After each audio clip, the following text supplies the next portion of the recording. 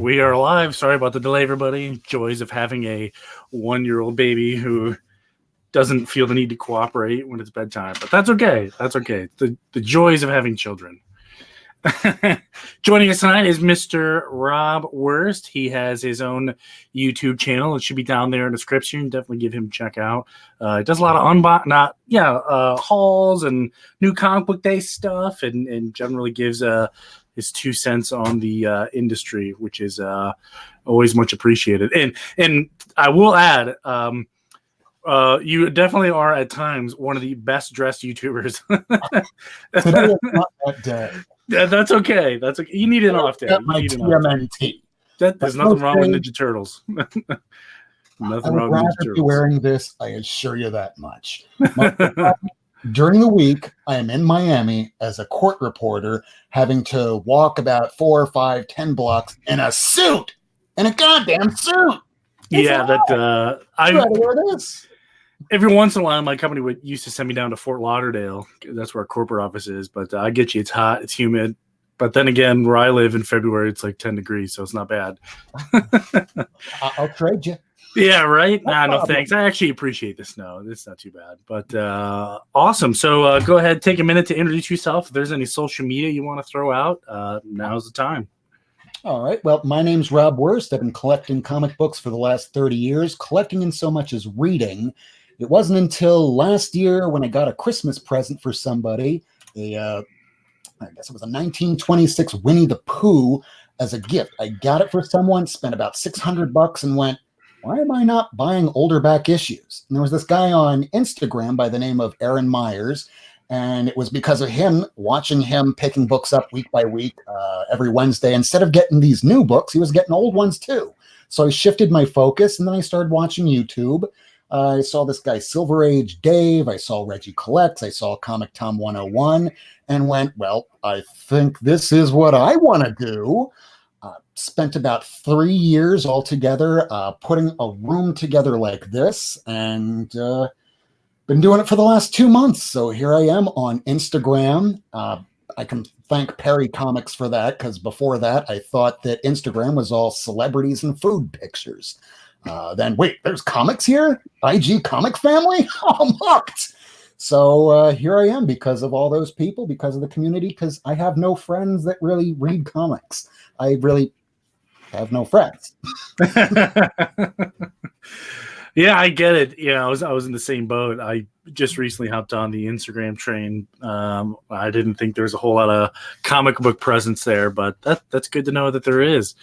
You said you've been collecting an awfully long time. Have you jumped in and out of the hobby a couple of times?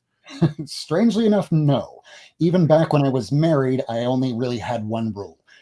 Don't make me give up my Wednesday books. Please, give me my $50 week to week. I'll put everything into a bank account for the two of us. Just let me have that $50 every Wednesday so I can get no books.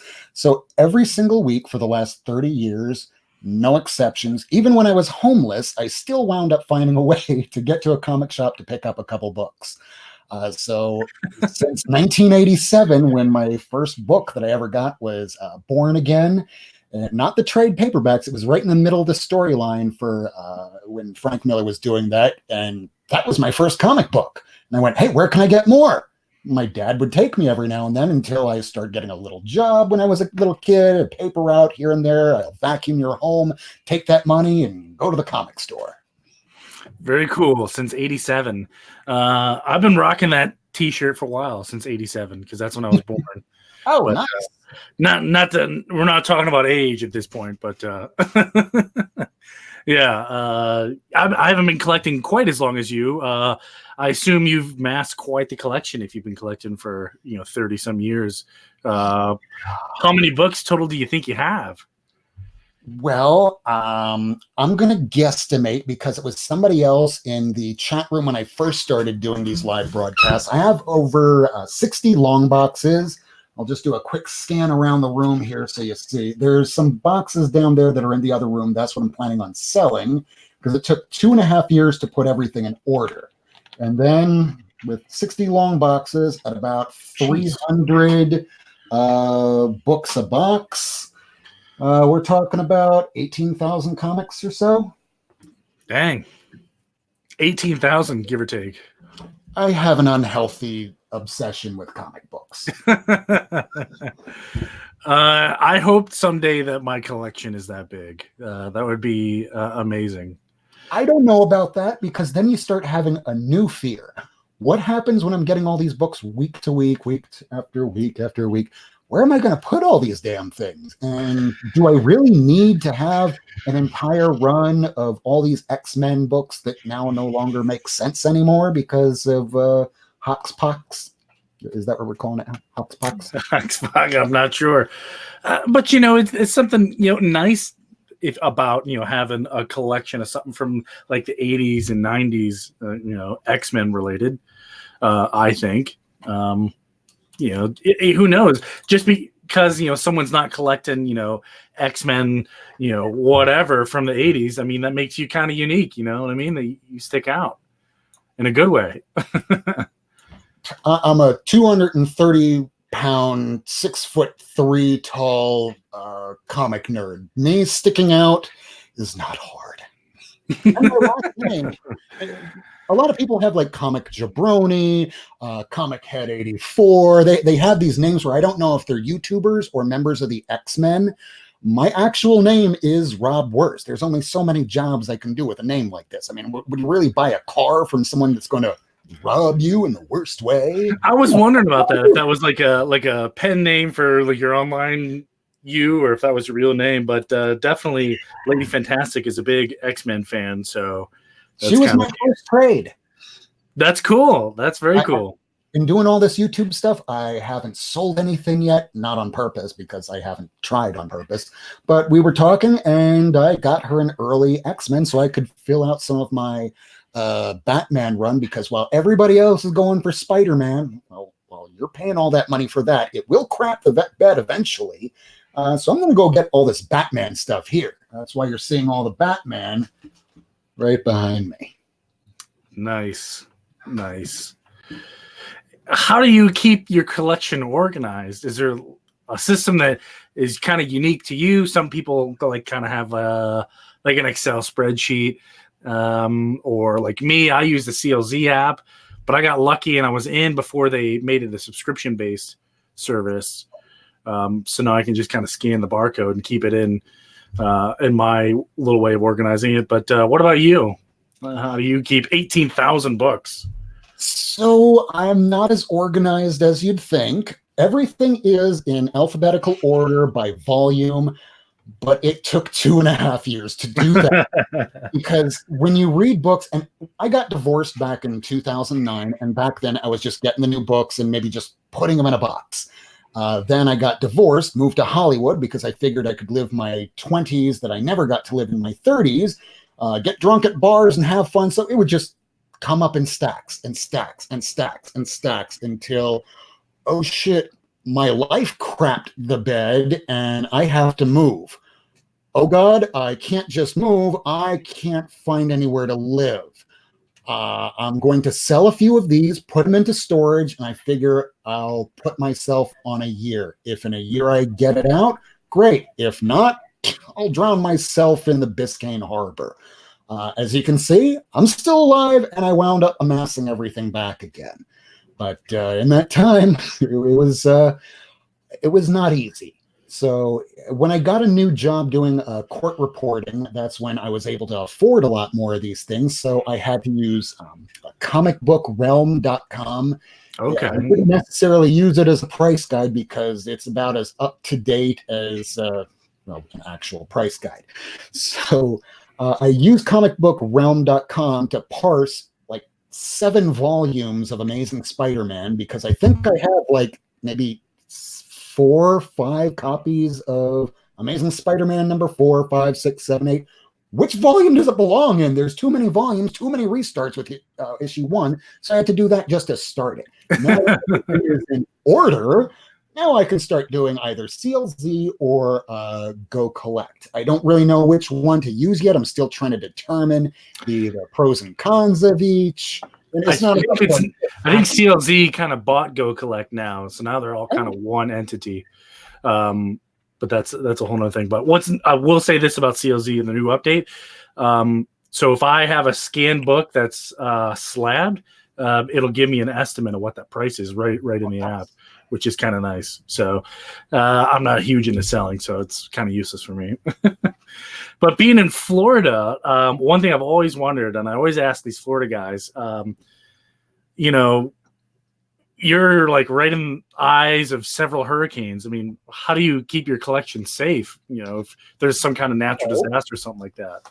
Good question. Earlier this year, when we had Hurricane Dorian that was about to roll on through here, that was when we went, oh crap, this is a Category 5 storm, and right back there, that's a window that I have covered up. I mean, we do have storm shutters, but as weather has been deteriorating around the country, we still get tornadoes, whatnot. So I keep that covered at all times. Still, I mean, in a bad hurricane, you can still have a needle pierce right on through steel. So right before the hurricane was about to hit, I went out, bought 60 boxes, bought 100 black trash bags, put every single one of these into a trash bag because in my job doing court reporting, I hear a lot about people's fires, floods, all these things destroying their property. So immediately I'm thinking more than anything else, flood, because that's just what happened in Florida. Not so worried about the wind because this place is basically Fort Knox, believe it or not. So I was trying to put everything up higher. That's why over on that edge over there, there's no books down there still because I just haven't put them back yet. And just tried putting up everything high in case anything came with a storm surge, despite the fact I'm 15 miles inland, and just put up everything high because it's great if you have all these books. Not so good if you have half of your books with water damage. Yeah, I can believe that. And Leo Marquez recommends Saran wrap. Yeah. I wound up having to do that for a lot of these books here because not everything fit in the boxes. Is your collection insured? Is that something you've looked into? I am going to be looking into that. I haven't gotten around to it. My day job requires 15, 18 hours a day for me. I believe it. On the weekend, on Saturday, I crash. I woke up at 2 o'clock today after breaking my vape cartridge last night. Went, okay, now I have to take care of everything I can't take care of during the week because it's just run, go, rush, rush, rush, and wait. Rush, rush, rush, and wait. So you have no time to take care of anything. Take care of everything on Saturday. Tomorrow, I'm marrying my best friend. I mean, I'm not getting married. I'm a notary. I'm never getting married again. On wood. But yeah, so it's an effort.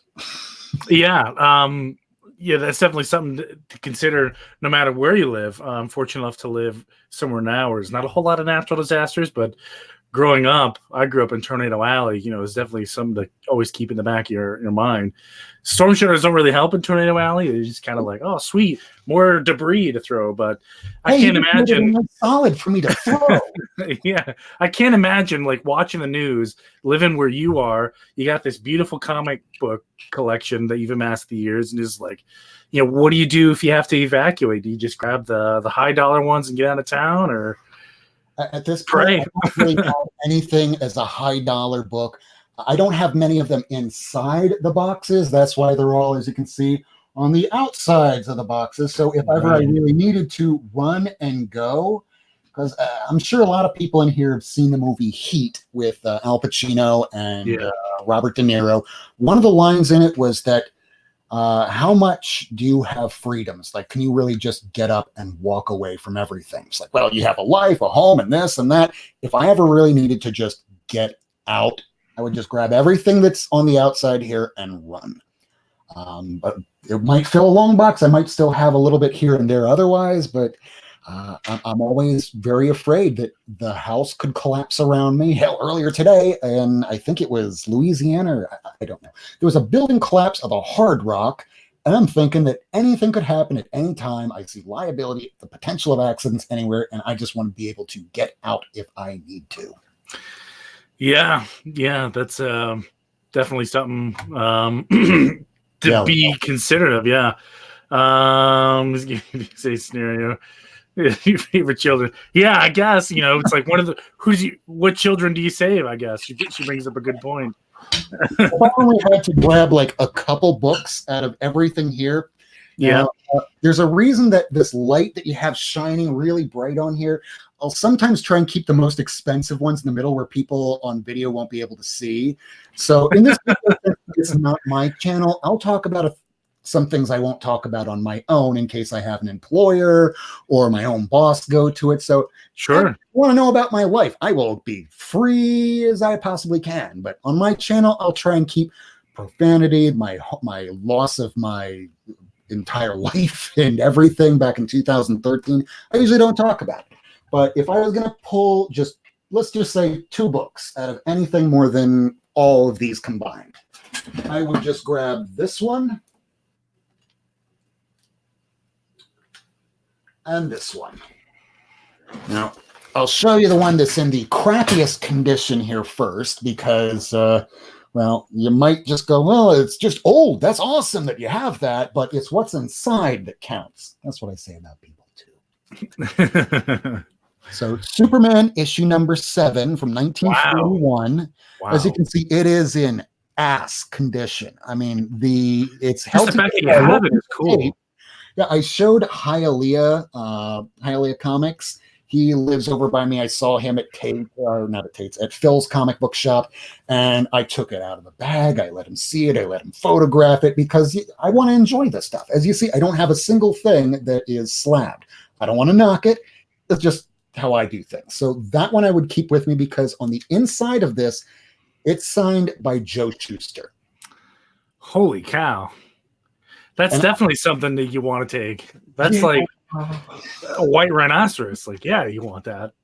It's the white elephant in the room that people go, hey, what's that over there? Oh, it's nothing. Don't worry about that. I don't want anyone to really know if they come to this house. Yeah, right. Now, the other book, both of these I got this year. The Superman number 7 I wound up getting as a result of, since I'm a court reporter in regular life, people know that I'm into comics. These lawyers that deal with me on a regular basis. One of them came up to me, was never one of my hiring attorneys, and goes, hey, you're the comic book court reporter, aren't you? Who are you and who sent you? I didn't know who this person was. He goes, hold on, I have something for you. He goes into his little wheelie bag that he has there, and he has something in these pieces of cardboard, and he whips out Love and Rockets, number 1, the ash can oversized edition from the 80s, where the only way you could have gotten that is if you lived in San Francisco at the time. This thing was in perfect condition. I'm aware of Love and Rockets, but I'm not like a huge fan. I don't have any issues of Love and Rockets. So I'm like, thank you. What is this? I played it off. So I brought it to my local comic shop, and I didn't realize that the guy that ran it was such a huge fan. And he goes, oh! He just had a nerdgasm. He runs into the back of his shop. He pulls out a big stack of old comics. And this must be like his treasured stuff to go, this is what I used to trade with. I'm seeing like a Superboy number 1 from the 50s in there. I'm going one by one going, oh, there's a lot of great stuff. And then I pull that. This is what I pull out. And I look at the back and I see signed by Joe Shuster. Like this. I want this. It's like, are you sure? Like, yeah, that one.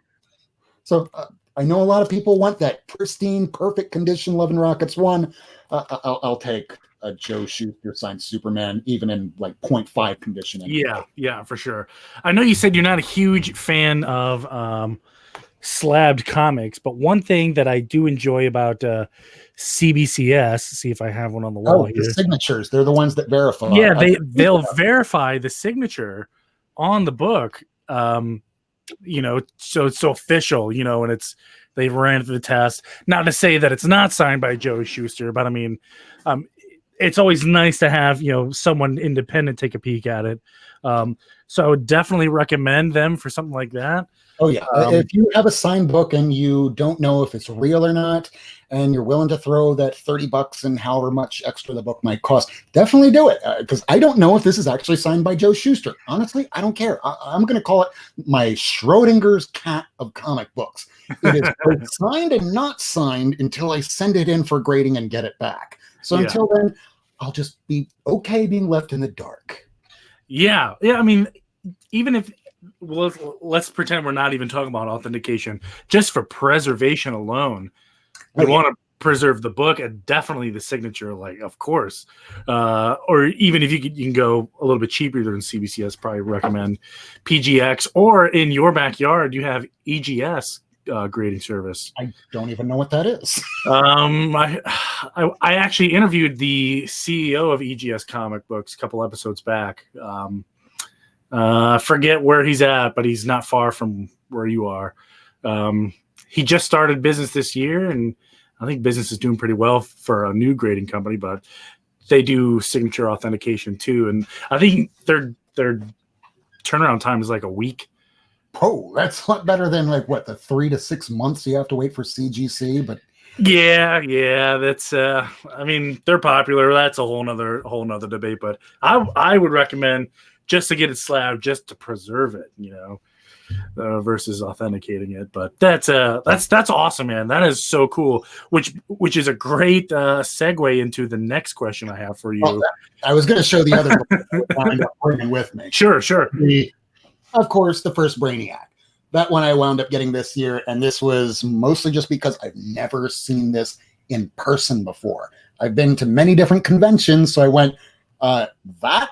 How much? And he stated a price, and I went, I will be back for that. And I did. I saved my pennies. I got it because if ever I need to go, oh crap, I'm now getting kicked out of this house too, and I've lost my job and lost everything in the economy crash. Hey, I got this Brainiac here. Anybody want it? That's awesome. And if you need it. Both of those are fantastic books. Definitely I'd be grabbing them too. Yeah, like I said, great segue is, what is the book that has the most sentimental value? Is it one of those two or a different one? It's one that I wound up getting signed by Stan Lee, and as a positive, when I wound up having to sell a lot of stuff to just make enough money to stay in my apartment for an extra month or two, which was pointless. I wish I had those books back. But that's neither here or there. My grandmother, back upon release, wound up getting me this book at a newsstand at CVS, and she died a couple years later, and I got it signed by Stan Lee.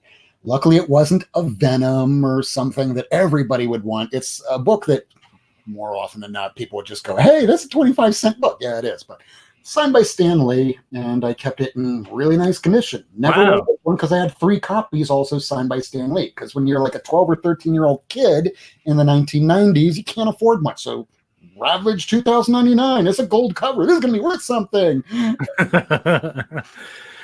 Yeah.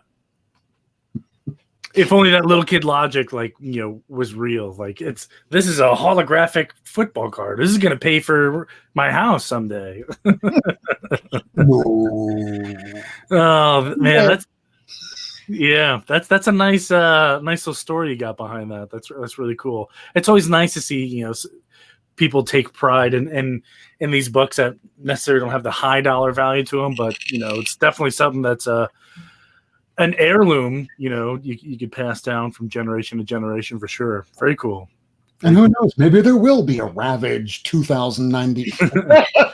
You're right. I was serious. Who knows? They're giving everybody a movie now. Who knows? Do you have any other cool autographs? I know we got the Joe Shuster. We got the Stan Lee. Well, I have another Stan Lee because back when I was a kid and I was playing high school football and ruined my body because I didn't know what I was doing. I was just a fat kid that didn't want to get picked on anymore. Hey, you're big. Why don't you join the football team? I don't know what I'm doing. Neither does half the other team. It's a bunch of kids that don't know what they're doing. You won't get picked on anymore. Okay. Both my knees fold backwards now. Don't play high school football unless you know what you're doing, kids. Yeah, that doesn't sound anatomically correct. No, it's not. I wound up spending a lot of time in the hospital. That's why I wound up reading comic books so much. So when I played football, my parents said, well, I'll give you a choice. We will give you a comic book or you get a Letterman's jacket. That wasn't hard. Yeah. Very cool. Number one, I wound up mutilating this book. Yeah. You change angles. There you go.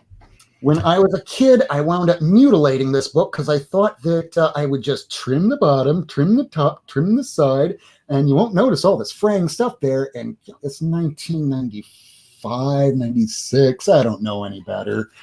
Yeah, no, now restoration is a stupid thing. Don't do it. But hey, it's the 90s, and I fashioned myself an artist. I was not an artist. I mutilated it. But I still have, when I went to go see Mr. Stan Lee at the International Museum of Comic Art, that is now defunct, been out of business for about a good 20 years now. I keep everything. Comics, it's hoarding, but it's just cooler stuff. Yeah. I was going to say, I haven't heard of the Museum of Comic Book Art. That would make sense why I haven't heard of it. Out of business. Yeah, it's not a thing anymore. That's really cool, man. What would you say your favorite run is? Oh, that's easy. Because it's only halfway through the run at this point. This was one of the books that helped me win when I was on Comic Gories, that the boy who had 7 runs for these Friday night shows. Love that show. Cool. If you haven't checked it out, do. It's going to be about 3 weeks before the next one. It's a very cool show. Day 1, I picked up Saga 1 and just got every issue since. Reason why, I have everything that Brian K. Vaughan has ever written. So starting from Why the Last... Oh, yeah, you were asking about signatures. Here's one signature that I've had because... Thank you, Wizard, for back in the day telling us what all the hot stuff was so that I would almost pay no attention. But there's my Why the Last Man #1, signed by Brian K. Vaughan. So, that's really cool. Right after he finished the run on Why the Last Man, which is one of the greatest comic book series of all time, when you get to the end and you have a box of tissues, trust me on that one. After he finished that, I hear, he's going to be doing something called Saga. But I don't give a shit what it is. I'm on it. Put it on my pull list. Get me 2. I wound up giving the other one to this other girl that I dated for like a hot minute. Don't know if she still has it. Don't really care, but hopefully she enjoyed it. Maybe could have paid some of her rent with it. I don't know.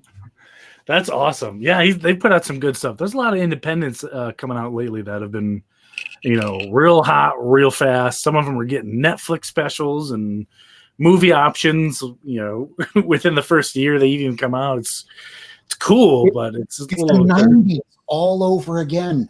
Yeah. We're going to option this. We're going to option that. Has anything been made? Oh, no. But it's optioned. Well, that's great. Well, it's good because then they can stop ruining movies that are getting remade, like, the Ghostbusters movie.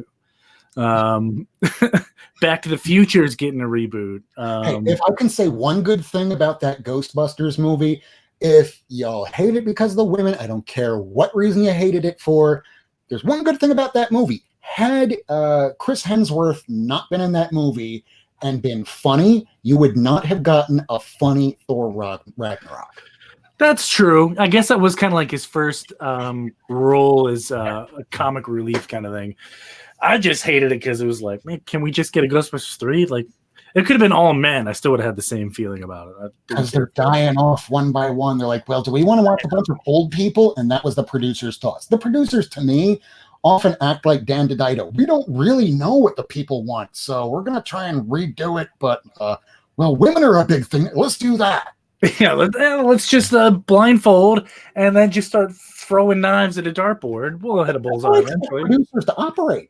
It's like put on a blindfold and just start throwing darts. But when you do that, you're probably going to hit some like 300-pound, 7-foot-tall guy named Bubba that's going to end your day. Yeah. Well, I think Star Wars attempted to do it the right way. They're like, okay, here's our legacy characters. They're going to hand the torch over to these other characters, and they're going to slowly back away. That's what they should have done, is had them in for a movie. Yeah. And I could have completely done without seeing Carrie Fisher act like Mary Poppins. Took me out of the movie. I did like the movie. Watching that one scene when that that battle cruiser just silence. Yep. That was amazing. What wasn't amazing? Mary Poppins, I can come back to your ship. No, something was really off about that. I can't like everything. I mean, Brian Michael Bendis, for as much as people talk crap about his books, he has some great moments in his books. Like early on in his run when he had Superboy before they aged him up. God, that annoyed me. They had a moment where Jonathan Kent was seeing Lobo for the first time. And he goes, "What's your name, kid?" I'm like, "I'm Superboy." Well, you can stay a boy as long as you want. You become a man when you decide to be one. And he was about to have a comeback and, oh, you're actually kind of right. So I guess we probably should have seen it coming that he was going to be aging him up, but it's unfortunate. It's just like back when you had Peter Parker take off his mask and go, "My name is Peter Parker, and I've been Spider-Man for the last 15 years. There could have been a lot of great stories with that. Nope, let's just jettison one more day, and hey, he's not with Mary anymore. But that's being fixed. As much as I hate anything about a story that's going on, I keep in my mind it's all fictional characters. And two, any writer that comes on the book next can walk back everything that just happened. That's true. It's true. Very, very, very true. It seems like you got a pretty big collection. Like it's all over the place. Does it mostly consist of DC or is it mostly Marvel? I know you got a sprinkle of independents. We have the DC lot all over here. Almost everything on the top shelf is all Batman related. Okay. Wow. About maybe a quarter of the box in the far left would be some of the Action Comics, but then it goes straight Batman. And then the second shelf, mostly Detective Comics. And then I got really into Green Lantern after I broke my neck for the first time. And yeah, first time. It happened twice. So after I broke my neck for the first time playing high school football, again, don't do it if you don't know what you're doing. So I was in the hospital and I was reading Green Lantern and I was told, "You're never going to walk again. You're going to be in a wheelchair the rest of your life." And I just don't like being told what to do a lot. So I worked for about 6 months to learn how to walk again. And because of that, Green Lantern became like my favorite character. Jeff Johns started writing it and it even blew up huger. And then Robert Benedetti was writing it. And it was still good. And I just kind of fell off after Hal Jordan and the Green Lanterns and then so many Green Lantern titles. And then I just keep buying it because I don't know to stop. I'm a huge Green Lantern fan. I got this cool box. And inside of it, was the entire emotional spectrum. Nice. Yeah, it's pretty awesome. It was awesome, and then I realized you can get it at like GameStop. I was like, no cool exclusive comes from GameStop. I've had a couple people make me some cool stuff. Some gentleman 3D printed this for me.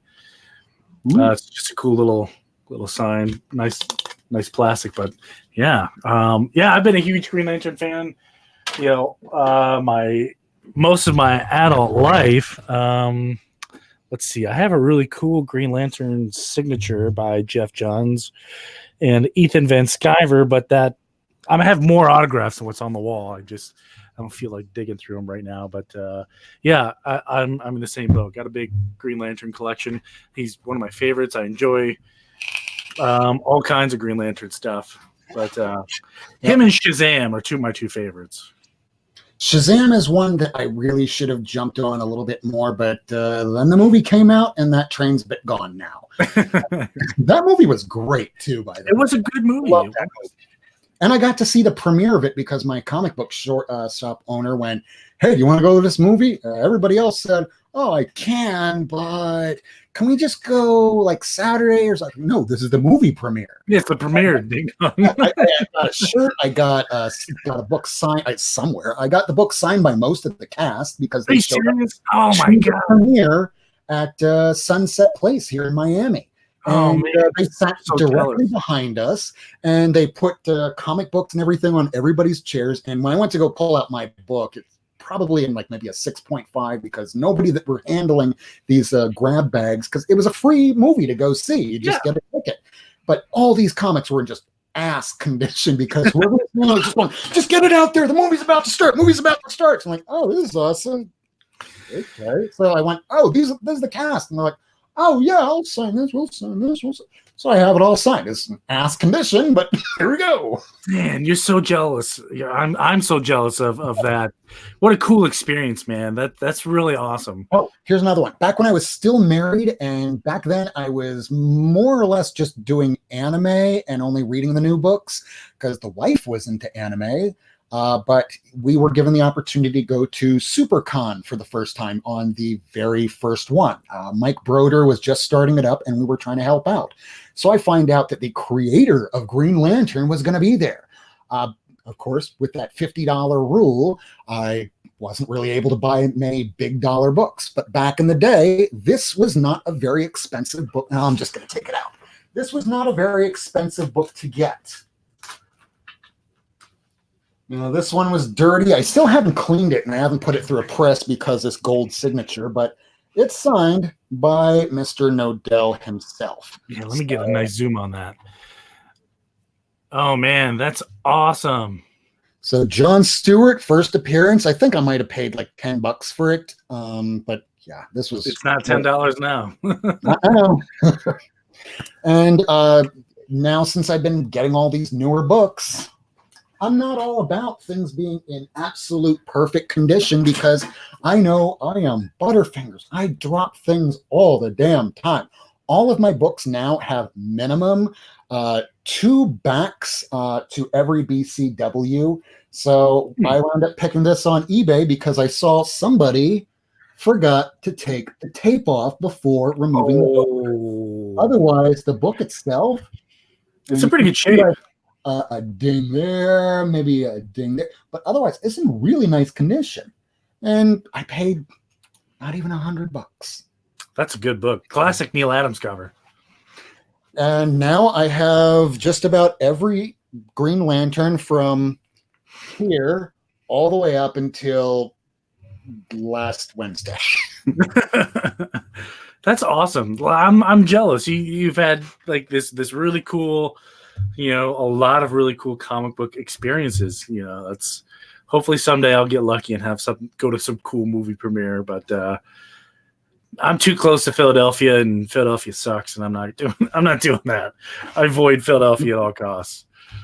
That's awesome, man. Thank you. That's really cool. And I think looking at my list here, I think, man, you've covered almost everything. But let me hop into comic book news for just a second. I talk really fast and a lot. That's okay. That's okay. There's definitely a couple of headlines I wanted to get your 2 cents on. Right here. Here it is. Let me... Oh, when you were talking before about insurance... Yes. This is my insurance right now. Fire extinguisher. Like I say, when I'm doing my show, and there's a reason why I call it Not Near Mint, because I drop things, and I know nothing's going to stay mint forever. But so I don't say, hey, that's fire, because when I think fire, I go, oh, crap. It's like when I'm watching Perry, and he thinks there's a ghost. It's just right. Like I hear somebody going, hey, that's fire. I go, Jesus Christ, where? Yeah, you can't yell that in someone's comic book room. Are you nuts? No. This is the war room. You can't fight here. This I thought was a pretty interesting headline. The Punisher's co-creator, Jerry Conway, blasts cops who wear the Punisher's logo. Oh, I posted that on my Twitter earlier today. Oh, did you? I guess I should have looked, but you know, what do you think? Is this a case of Jerry Conway just, you know, protecting this is my baby, I created the Punisher, how dare you do that? Or do you think you know, he's just nuts? Now, Jerry Conway is one of the OGs of the industry. This is the man who created the Punisher. He has some say-so over nothing, really, because it's owned by Marvel. Marvel gets to do whatever they want with it. But now, as a police department, you are there to serve law and order and justice. And if you're wearing a logo of a self-professed vigilante serial killer, yep, I get where his anger comes from. He might be speaking in hyperbole that anybody that wears this should be shot. I think you're going a little far. But co-opting a vigilante serial killer for your outfit kind of makes you look like the bad guy. And I could see why he could get upset, because he created the character. He doesn't want to see his own creation turn into something that is an executioner for another human being. Because on the planet, that's all we are. I don't care about leaders of other countries, political affiliations. Everybody's just a damn human being just trying to get through the day. Absolutely. Absolutely. Yeah, I don't know if I'm, I think he mentioned a specific police department in here, and I can't remember. Was it Dallas? Yeah, Dallas, the police department. Oh, I see him down there in Miami with it. I'm sure they're everywhere too.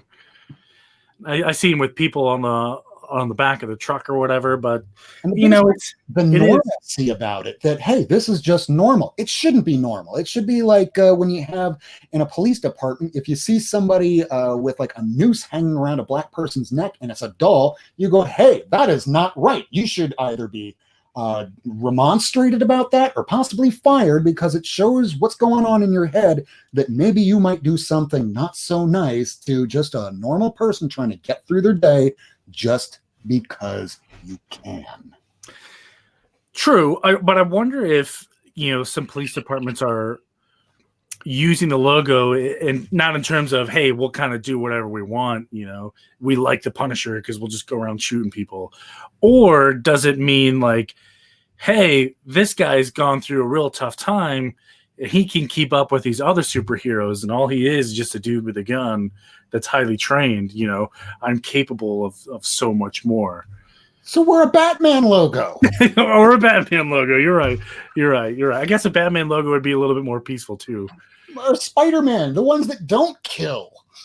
Yeah, true. Well, Spider-Man, he's got these powers. Batman, though, he doesn't have that. Or Green Arrow, Any of the street level vigilantes, just ones that aren't going to go, hey, guess what? I'm going to turn off the lights and open fire. Well, one thing about Batman is he won't kill you, but he doesn't have to save you, which he's done many times in plenty of books. He's like, I'm just not going to save you. You don't deserve it. They tried saying that back when it was Agent Beast in that original storyline that he was in. And even after he left him to die, after leaving him in a locked room, they wrote it off a couple of years later. It's like, oh, yeah, I called up the authorities and he got arrested. I'm like, no, in that storyline, you walked away going, I don't have to kill you, but I don't have to save you. Is that the one where he was like using the bricks to build the wall? I think that was the one. Yeah, that was the one. KG Beast. Yeah, that was it. This one's actually pretty cool. I'll drag this guy over here. Have you seen this? The new Suicide Squad cast reveals their costumes. What do you think? I mean, obviously we have Jive Courtney here in the center as Captain Boomerang. He's reprising his role. Margot Robbie is coming back as Harley Quinn, but I'm not sure who these other guys are supposed to be. Yeah, Nathan Fillion, that's a good actor, but I'm not sure what role he's supposed to be doing. Oh, I just saw on Key Collector app that Nathan Fillion is supposed to be, and I'll dig it out for you because I didn't memorize that, because I don't memorize everything. That character is going to be... Oh, boy, hell. I don't recognize the logo on his chest either. Yeah, it's somebody I've never heard of before. No, I'm not going to find it, am I? When I need to do something for a show, I'm never going to find it right beforehand. I'll wait over it. But yeah, that character is somebody no one has really seen before, and Key Collector app just wound up doing another alert on that one. And it'll be a book that'll spike to $12, and within a month, it'll be right back down to cover price again. This is why as soon as I see a Key Collector alert, if there's something I want, I just write it down, wait 3 months. Maybe wait. Shout out to Discovery Bay for hopping in. What's going on? Discovery Bay Comics. Hey, Discovery JB. Bay. Definitely putting out some good content. If anybody who doesn't know Discovery Bay Comics at this point, but if you live under a digital YouTube rock, definitely sub him up. He's got some good context. Definitely good for the comic book community. Definitely check out his YouTube channel and his Instagram, because he does a lot of cool stuff on there too. But yeah, I don't recognize any of the other people too. I don't know who this blonde, blue, and yellow dude is supposed to be. First, when I looked at the picture, I thought this lady was supposed to be Starfire. Then I looked again. I was like, there's no way that's supposed to be Starfire. I have no idea who that's supposed to be. And with JP, half of the people I wind up watching now is a direct result of JP and Discovery Bay showing all the people who are going to be on over the course of a day that are comic book YouTubers. So yeah, he does a lot of great stuff. I got to get him on the show at some point so we can talk about his cool collection. He definitely's got some cool stuff. I think he needs some time to just show it off. But so that's the controversy now. Is we're trying to figure out these people other than Jive Courtney, who I thought made an awesome Captain Boomerang, in my opinion. John Cena is supposed to be in this movie. Viola Davis is coming back to reprise her role as Amanda Waller. She was a great Amanda Waller. That's the best part about Oh my gosh. Yeah, definitely. She killed it as Amanda Waller. She was born to play that role for sure. And Joel Kinnaman is coming back as Rick Flag. So that'll be... I mean, Rick Flag, even in the comics, is kind of milquetoast. So they could have gotten anybody for that role. Joel Kinnaman suits the role. He's fine. He's charismatic. Probably the best that you're going to be able to do. Hopefully with Gunn's script that it's going to do better than the last one, because the last one, the Suicide Squad was created so they could fight themselves. They created their own disaster. Let's hope that James Gunn's next movie, that one, is good, and two, that whatever happens in it can carry over into another movie. Because if James Gunn can only do that, and then, hey, I'm still contracted by Marvel, so it was great working with y'all, but I can only do one movie. Bye. Actually, I don't know if you heard the news. This is a recent development. I want to say within the last 30 days. He's going back to do Guardians, and then he's done with Marvel. He signed exclusively with DC, so it sounds like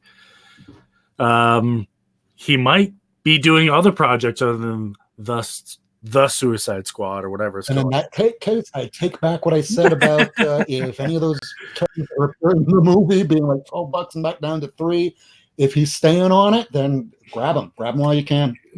I think he's obligated to do Guardians 3, and then he's done with Disney. And the way they treated him was pretty poor. But whatever. But I think, what'd you think of Jive? It's like, hey, Captain realize I work on Truma, right?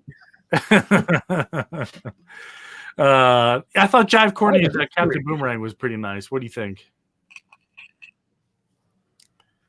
I would have liked it a little bit more had we seen a character like Robin and Captain Boomerang is killed right then and there in front of Robin's father after he kills Robin's father. And hey, now we have a reason for Robin being in a movie. That would have been a great way to use the character. Otherwise, his character was good. There was just no reason for him to be there. Yeah. I can see that. But Captain Boomerang's always cool. I like what they do with a lot of the modern takes on some of these old characters. For example, in the Suicide Squad movie, when he was launching his boomerang and it's like spinning, and all of a sudden it's like got this camera that's like super stabilized, like flying over the scene. Like, come on, man, like whatever. But that's a whole nother set of issues for another day. But Infinity War, Spider-Man, Evil Clone. Are you keeping up with some of the Spider-Man runs at all? All of them. I have every Spider-Man since about I'm going to say 99. Okay. So ASM, I have the entire series, missing maybe 2 or 3 books that I might have just missed. But yeah, in all these boxes right up here, Spider-Man at the top. First 3 boxes, there's nothing but ASM. That's a lot. Avengers, Captain America, and yeah. I'm nuts. That's okay. Hey, we're all a little nuts, right? Somebody stop me. But yeah, I think that's a pretty cool evil Spider-Man. I think they called him Doppelganger or something. Oh. That looks like the doppelganger that we saw back in those 90s books. Yeah, I think they're bringing him back or something like that. But Yeah, Last Night on Earth. This was definitely a good read. I don't know if you've picked that up at all. So Last Night on Earth, I forgot most of what happened in 1 and 2 because it felt like an acid trip that Scott Snyder wrote and then nobody just edited it. So I don't understand what's going on in it entirely. He's carrying around Joker's head through most of it. Apparently it's far in the future, but he still looks young, and Alfred's old, and he was using some tech to make everybody look like he's in a stage play. It's interesting. I liked it when Neil Gaiman did it for the last Batman story. So we'll see where it ends. But it's just kind of expensive from everything's so expensive with how many Batman titles are coming out. We just wound up getting one by Warren Ellis, and nobody even knew it came out because that same day that a John Carpenter book came out with the Joker. Yeah, I got a chance to meet up with John Carpenter actually this year at Keystone Comic Con. Got to chat with him. Pretty cool guy. I should have filmed it and then uploaded it, but I didn't think. I was just too struck because he directed a lot of cool movies I watched growing up, like The Thing, They Live with Rowdy Piper, Assault on Precinct 13, Assault on Precinct, Escape from New York, all that good stuff. I want to show you this. Speaking of expensive books, I pre-ordered this, when it came out, and I not knowing what controversy it would cause, but I got the Batman Damned, and let me stop showing my screen here so people can see it. First appearance of the Batwang. Very nice. Signed by Brian Azzarello. And I was actually at Comic-Con, and I got him to sign it, and some guy offered me like $300 cash in line to buy this book for me. And I didn't buy it because it's like, well, if this guy's giving me $300, how much is it? How much could I really get out of it? The second that I start wondering about that and I get back home, it's gone, or it's now twice the amount that it was before. Mm-hmm. So yeah, it's just the same. I wound up getting, issue 1. Let's see here. After that, issue 2, issue 3, because I did everything the day of release. If it's a modern book, I don't really want to have to pay more than cover. But then, just as you're saying, I wish I had as much as you do. I'm like, no, you don't, because after a while, it's just crap in a room. At this point, I would almost rather wait until I hear about the reviews of something after a 6-issue run, 12-issue run, and then go, okay, finally I'll spend the money to get it, because otherwise I have 80 issues of Flash since it came out from issue 1 that I haven't read more than the first issue, I think, and the one with the button. I just keep getting it because, well, I've been getting it all along. Why shouldn't I not? Yeah, I agree. The only reason this is way before the controversy with Batwing started, I got it because it was a cool concept. They're going to take these big name artists and writers, give them some characters, and outside of continuity, do what you want kind of thing. And I thought that was pretty cool. And I was expecting to, see some gore, but didn't expect to see where Bat babies come from. To be fair, it's in silhouette at least. That's true, but I heard in some of the reprints they just airbrushed it, so you can't even tell anymore. They either airbrushed it completely out or just darkened it. I mean, it's a lot better than going, well, let's lean into this all the way and make it that much more veiny. Like, no one really wanted to. I mean, really, this is me. Yeah. DC goes, hey, want to see a bat cock? No, I didn't ask for that. That's too funny. They've been doing some really cool things with the DC Black Label, but there's a couple of characters I feel that need their Black Label story, like the Spectre. He's a super violent killer and one of my personal favorite characters. Nice. Appearance of Spectre and the Silver Age, just because I'm a huge Spectre fan too. Yeah, I actually have somewhere. I have the first Spectre issue from like 1967, I think. Lady Fantastic has a good run that she's starting up already. Oh, is she doing the Spectre run? I know she has like issues 2, 3, maybe 4. I don't know. I've seen it in some of her haul videos. Yeah, even first appearance of Michael Holt in Mr. Terrific. Yeah, And this is one that. that's a All right, good one. here's something that apparently we have. Ooh, that's nice. Yeah. And one thing that I like to do, if it's obviously it gets like the Mylar treatment, but on the back with a labeler, I'll put first Spectre in a year, because I separate my key issues from the regular issues. But it needs a little bit of some love. I think there's some nicks in the corner, but I traded for that, so I didn't pay for that at all. So that was pretty cool. Hey, some of the things you can get for trade. I mean, just like I was showing that Superman 7, the trades you never want to part with anymore. Just like what I got from Lady Fantastic. Because some people might go, hey, why did you trade well, I can't even remember what issue it was. It was a X-Men, I think it might have been 111, 112 with the Juggernaut, and even trade, because I've been working on my Adam Warlock. So I traded a nice condition copy for this, and I am very happy with this because I am not working on my older X-Men yet. Is there a current run that you are trying to complete? Like, is there a priority that you're trying to complete? Right now, there's not so much a priority, but the collection that I'm trying to really just finish out, and even Lady Fantastic brought it up in one of her last videos. There she goes, X-Men 102.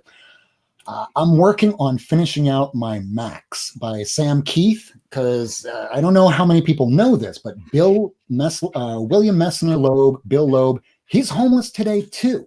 And he wrote some of the great stories of the 80s, early 90s, working on Wonder Woman.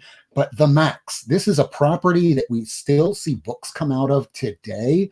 Like we just got last year a Batman on the Max. So I'm still expecting that property to go somewhere in the future. And with an MTV cartoon series from the 90s, I still think it has legs. And I loved the Max back in the day, but I never stuck with it. So I'm still missing some issues in the late 20s, early 30s.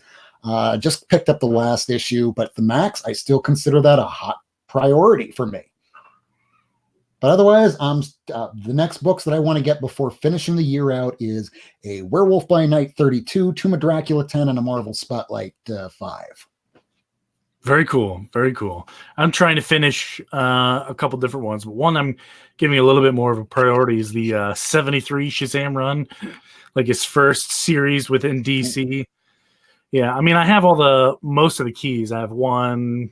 There's a couple keys in there. I'm trying to find a decent Black Adam first appearance in issue number 28, but I have like the first Isis and stuff like that. But I can usually find them. The problem is I want to find one that looks like it hasn't been chewed by a pack of wolves.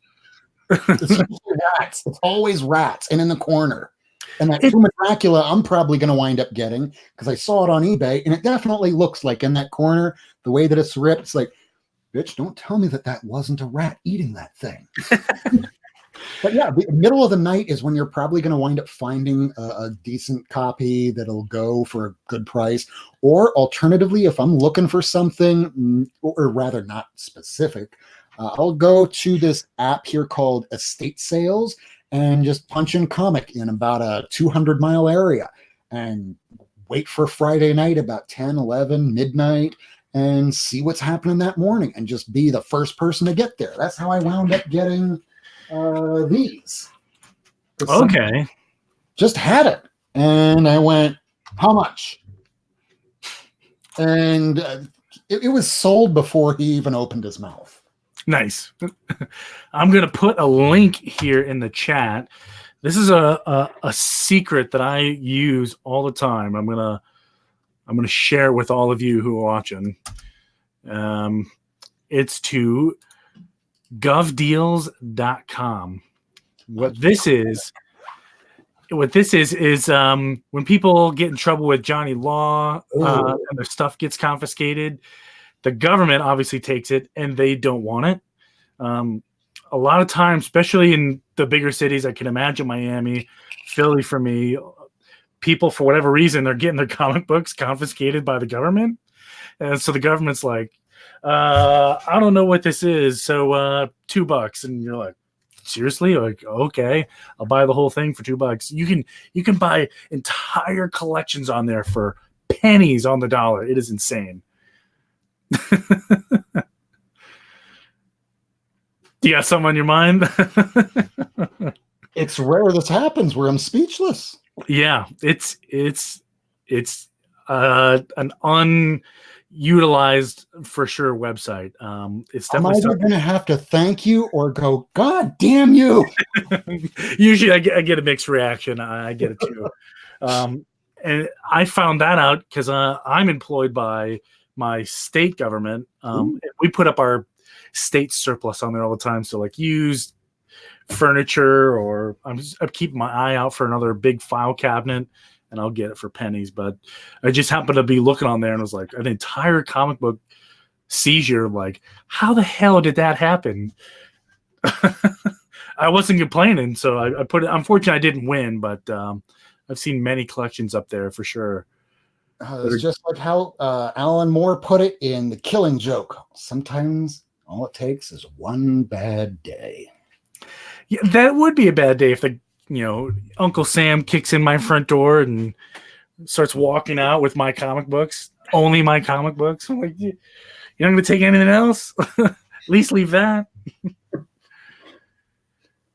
I will take any resource I can to get that extra edge, because as much as I thank the MCU for making my comic books worth more, it also brought in all these new people that want to go, I don't even read these things. I just want to slab and sell them. These are a lot of the same people that back in the 90s helped drive the market into bankruptcy. I don't think it's really going to happen again the same way it did back in the 90s, but with all these variant covers, eventually it's going to break people's wallet. It's already breaking mine. Yeah, especially like when Batman 50, the wedding came out, there was 100 variant covers. Why? I get it for the first issue, or like, hey, this is an anniversary. It's the 80th anniversary of Marvel. Fine, make all of your Marvel 1000. Sure, you don't deserve 1,000, but okay, fine. Have 100 copies of the different covers. But for issue number 23 of Immortal Hulk, I don't need 10 different covers. Even two would be okay. One might cost a little more than the other, or it's a 50-50. Or make one worth a stupid amount of money for those people that are fine with blowing their cash. Otherwise, I want to have a lot of reading material for when I'm told in the morning by my boss, go run to the courthouse.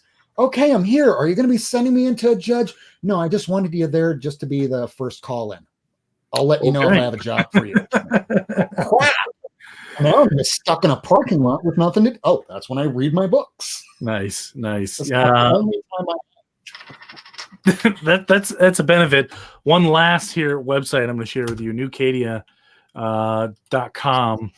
They are a online, like, he buys, this gentleman, it's from the Philly area. He buys these comic books, like whole collections at a time, and flips them on here.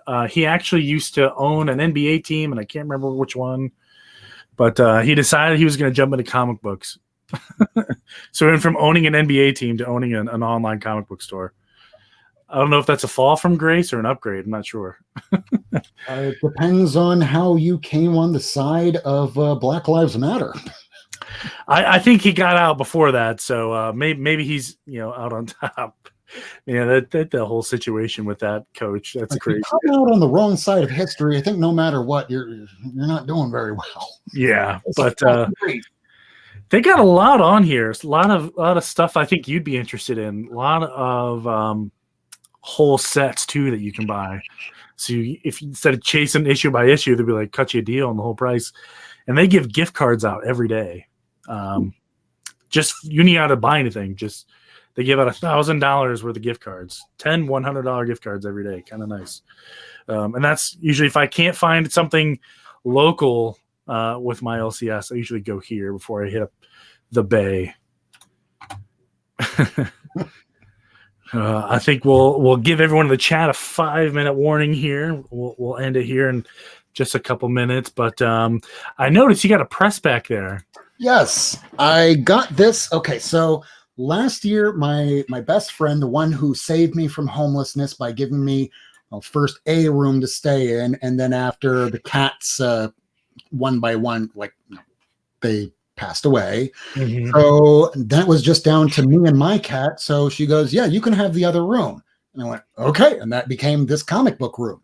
So for Christmas, we were going to get each other some expensive stuff because my job in court reporting was finally paying off. So I went, okay, then I would want Batwoman first appearance of Batgirl. I got the reprint, but instead she got me the press. Yeah, that's cool. And then later on, I still have it right here. I still need to learn how to press better because I would not want to offer services like that. But I still have this, the reprint, the one that I got from Whodat earlier this year, and I still have my press. So I've been working on this bit by bit, along with more than anything, cleaning, because cleaning a book is first and foremost before I wind up putting it in the press. And I don't do a lot of pressing because, as you notice, it's right next to a bunch of comics. So I have to move this out and in a central area since I'm cooking it for about almost an hour. And I want to make sure that my fire extinguisher is nice and trusty and ready to go.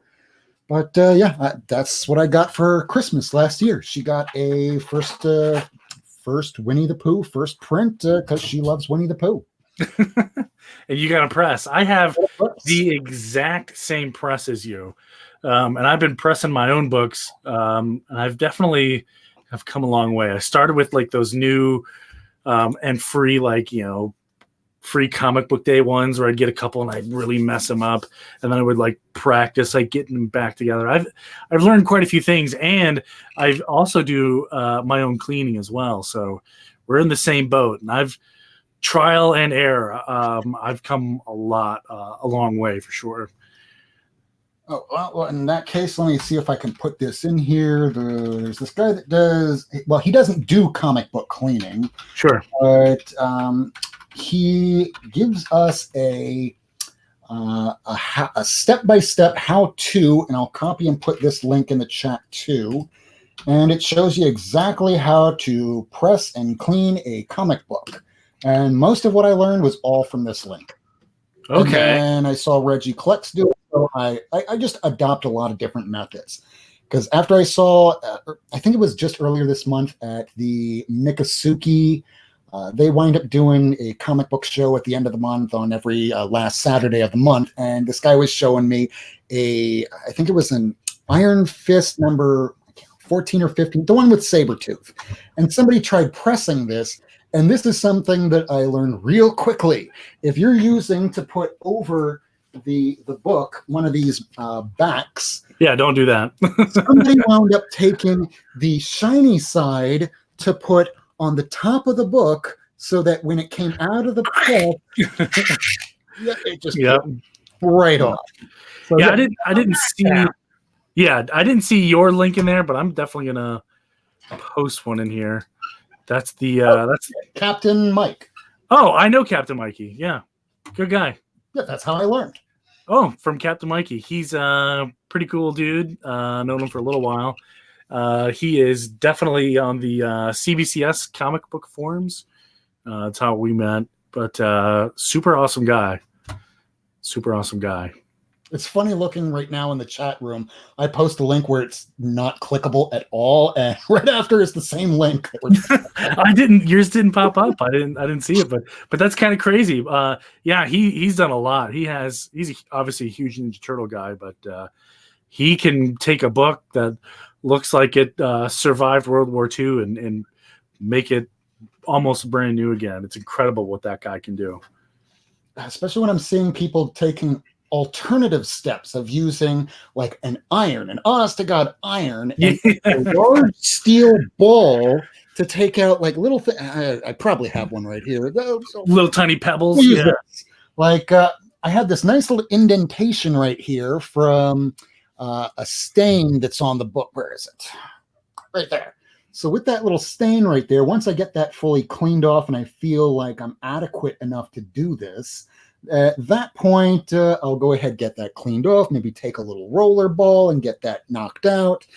And anything to conserve it, keep it the way it is, because I'll put it this way. One day I will be dead and gone and dust, and most of these, will still exist out there, and I'd like to keep them in the best condition as I can.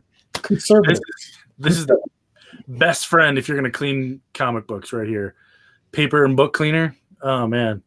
This stuff's like magic. Oh. Yep, got mine right here. Oh, you got some too. Perfect. This, and these. Yeah, magic. Oh man, Mr. Clean Magic Erase. They are magic. I am prepared. Yeah. Someone says you should get to work, and you're a slacker. Oh, that is CAW TTV. Oh, maybe he's talking to me. I don't know. So, which one of us is the slacker? Because you can be the slacker. I'm usually the failure. I slack up pretty much. I work for the government. I don't do anything. I work for lawyers, and I just go most of the time.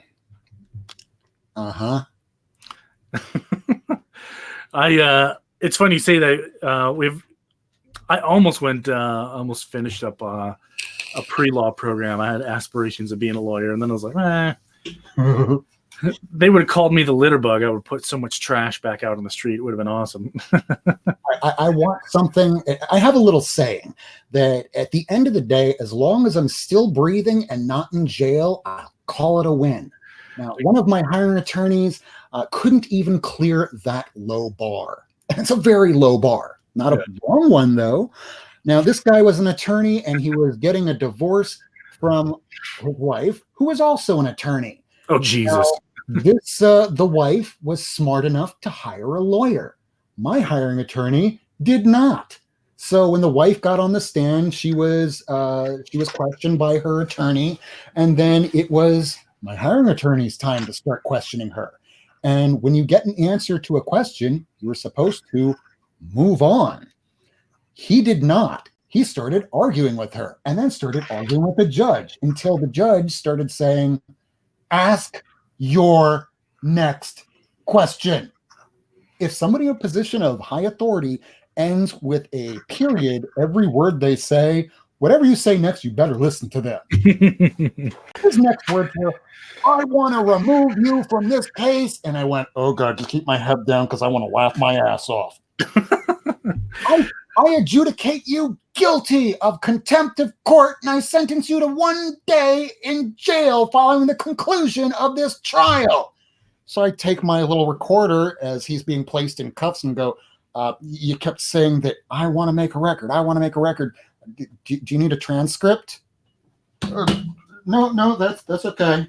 Like, wow, so adamant about getting a record. Yeah, it's an interesting career. Interesting career that you have. It's a train wreck that eats away all of my time. I want to die every day. The only thing that keeps me alive is this right now. Yeah, you got your own little cube area right there. That's pretty cool. That's pretty cool. And one last shout out here, because I think I made a mistake before coming onto this broadcast. Rod the Weekend over at Coast to Coast. I know he's on at the same time right now. I never want to be on at the same time as other people, but I accidentally thought that I was posting on my own Instagram that, hey, anybody that's watching mine, go watch yours go watch Rod the Weekend's afterwards. I posted that on his Instagram instead of mine, and I apologize, and I feel really bad about that. So anybody watching this, once we're over, go watch Rod. Give him the love, because he has his 40th episode tonight. He's the man. He's one of the hardest working YouTubers out there, and he deserves the credit. At the same time, Tony, thank you for having me on with this episode here. The people that you've been interviewing up to this point, Lady Fantastic was one of the early people that I was corresponding with. Great interview there. I'm looking forward to CBCS. I guess it's next week that you're doing. Yeah, that's towards the end. I think the 26th. We're both going to be at Baltimore Comic-Con next week, so I'll at least run into him. Super cool guy. But yeah, president of CBCS Grading is going to be on. PGX is going to be on. CGC is going to be on. I hit all the grading companies they're going to be on. What's anything coming up on your channel you want to talk about real quick? Every single week, every Wednesday, 10 o'clock at night. I really only have time to do one video in a week. I would like to do more edited videos. I know how to do it. I worked as an art director for about 13 years. Now it's just finding the time, which is why anybody that winds up having edited videos, I like watching. I like watching more than I do making these often. But since I don't have anybody to really talk comics with, I reserve everything in a little bottle. I store it up. I make little notes, and then right before I go on, I forget everything, and everything is based from my memory, and I just start talking and vomit words and hope they're making sense. Yeah, that's one skill I have to learn is editing. You think After Effects is amazing. I love After Effects. It's expensive.